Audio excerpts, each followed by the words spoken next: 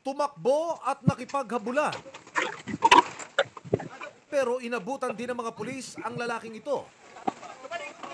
Pumalag at nakipambuno pa siya sa mga otoridad bago maaresto at mapusasan. Kami sa likod.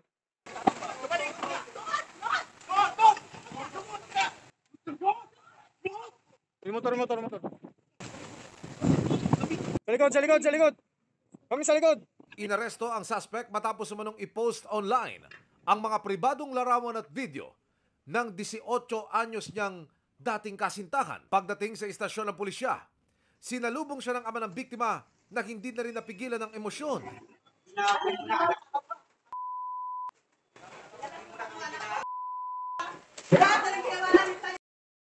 Ayon sa biktimang si Jean, 16 anyo siya nang makarelasyon ang suspect na nasa hustong edad na noon. Wala raw problema noong una pero nang lumaon. Sobrang seloso niya, sobrang higpit niya, ganun. Gusto niya na naman sa bahay lang ako. Alam niya lahat ng dapat ng galaw ko. At nang makipaghiwalay si Jean, ipinang-blackmail na raw ng boyfriend ang mga pribadong video at larawan niya na ayon sa biktima ay kinuna ng suspect nung sila'y magkarelasyon pa at hindi niya nalalaman.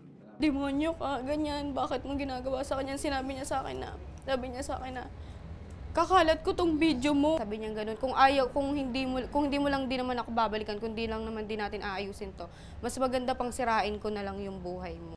Sinubok ni Jean na mag-move on at kalimutan ng banta pero hindi nagtagal. Nag-chat muli ang ex-boyfriend niya. Sabi niya, look at your My Day. Tapos pagpunta ko po dun sa My Day ko, naka-My Day na naman po yung picture ko na kita yung katawan ko. Wala nang alisan yan. Sabi niya ganun. Tapos sabi ko, kailan mo di-delete yan? Tapos sabi niya sa akin, di-delete ko yan pagkasama na kita. Pati raw mga kaibigan ni Jean, pinadalhan ng mga pribadong larawan niya. Dito na siya nagpasyang isuplong sa mga pulis ang suspect. Maraming beses po ako nagtimpe na wag po kami umabot sa ganung sitwasyon kasi malapit din po sa akin yung pamilya niya. Kanina, sinampakan na ang suspect ng kasong paglabag sa VAUSI Law, Anti-Photo and Video Voyeurism Law at Child Abuse. Sinubok naming kunan ng panig ang suspect pero siya'y tumanggi. Gusto ko talaga makulong yung lalaki. Yung pag-urong po, hindi ko na po kayang gawin kasi karangalan na po ng pagkatao ko na nabigyan ko ng hustisya yung ginagawa niya sa akin.